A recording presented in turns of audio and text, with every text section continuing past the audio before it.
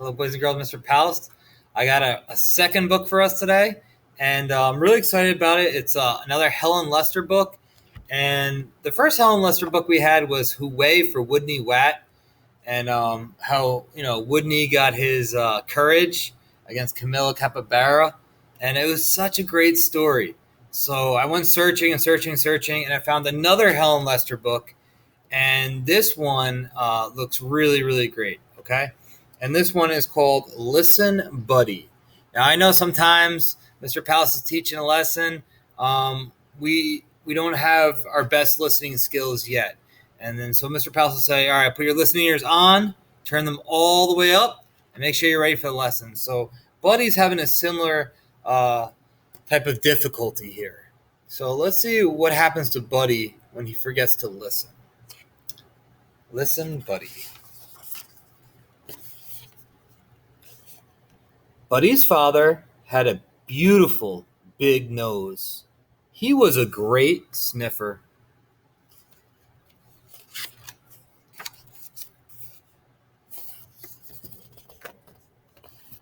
Buddy's mother had beautiful big teeth.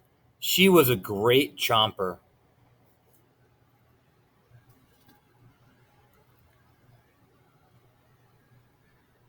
Buddy had beautiful big ears. It didn't matter.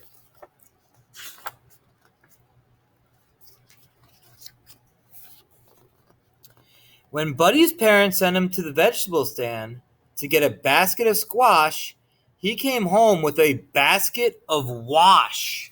Oh no.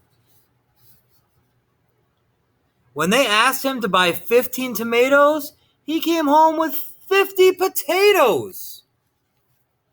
Buddy.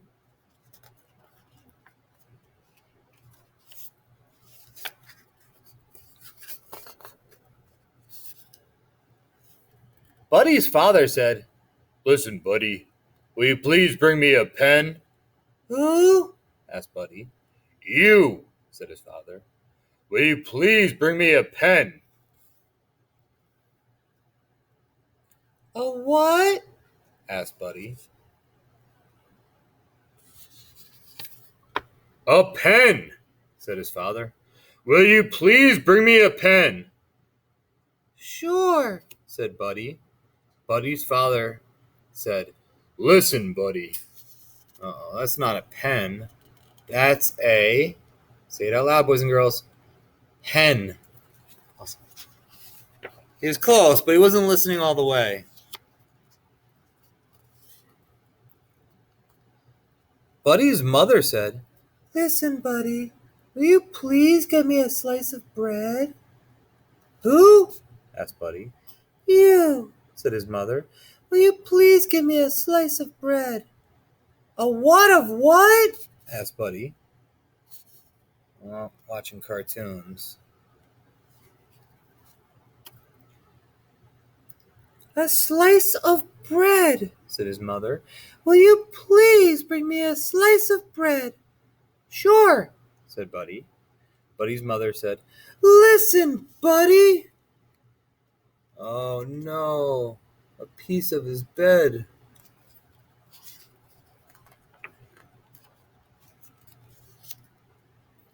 Somehow, Buddy's mind was always wandering too far away from those beautiful ears. His parents tried yelling, "Listen, Buddy!" They tried whispering, "Listen, Buddy!" Nothing worked.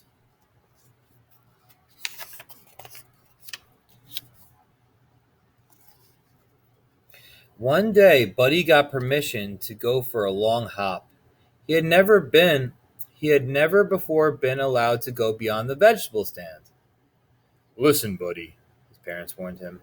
"Just remember that at the end of the road there are two paths. The path to the left will lead you around the pond and back home.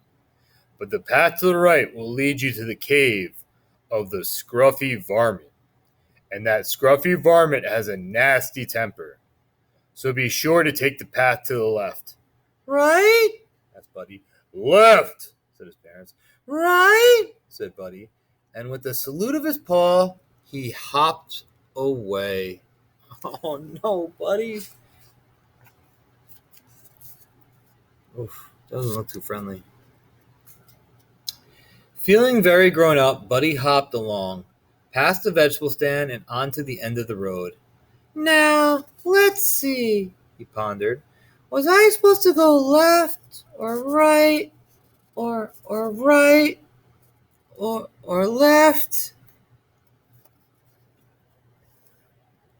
He thought as hard as he could. The last thing I said was right, so that must be right. Right he went.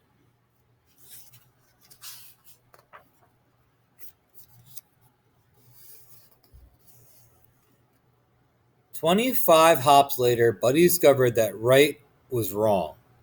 There in front of his cave was a scruffy varmint doing scruffy things that varmints do, like snarling, mussing his hair, rubbing dirt on his knees, and scratching a whole lot of itches. At his feet was a large soup pot. "What are you going to do with that soup pot?" asked Buddy. "What does one usually do with a soup pot?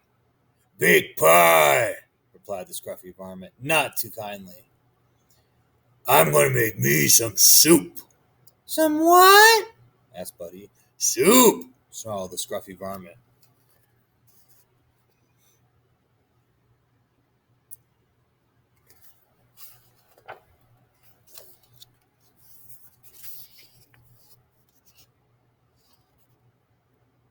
Buddy had forgotten his parents' warning about the scruffy varmint. He asked eagerly, "May I help?" The scruffy varmint was not fond of having company, but with help he would have his soup sooner. So he said, "All right, Bunny Rabbit, come help me gather firewood." "Who? What?"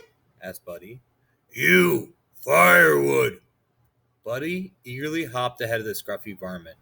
Very gently he gathered a large prickly bundle, which he held out proudly.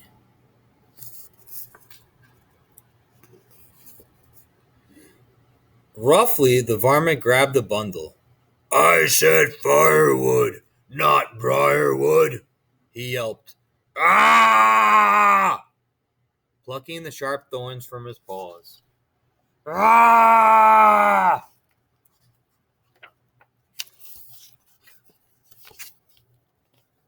Later, when the pot was filled with water, the scruffy varmint lay against a rock, licking his paws and barking orders. "Hustle, Bunny Rabbit! Get the flour!" "Yes, sir," said Buddy.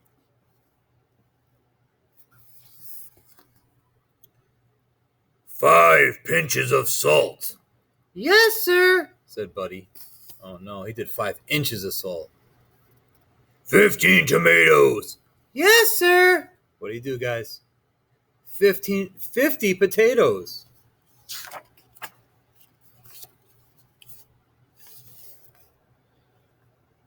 "And a big load of squash." "Yes, sir," said Buddy. The scruffy varmint rose and gave the soup a stir. He took a taste. It tasted a little like, well, a little. Maybe it needed some pepper. "Bunny Rabbit, get the pepper from the left side of the kitchen sink," the varmint growled. "Who? Get the what from the where side of the where what?" asked Buddy.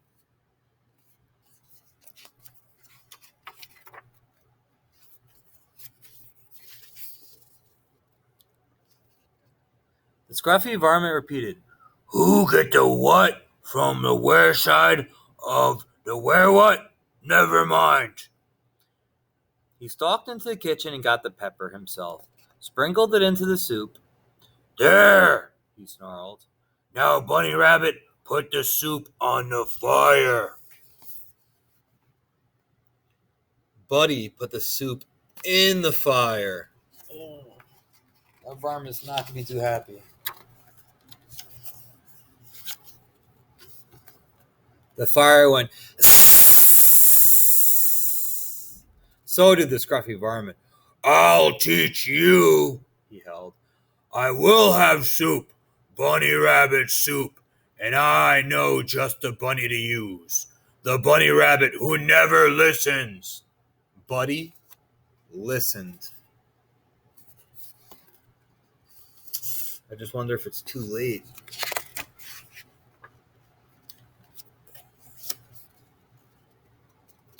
He also hopped very, very, very fast.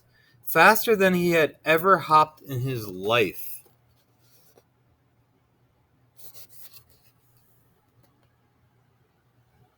Here he comes. He whizzed up the road, past the vegetable stand, and into the safety of his house.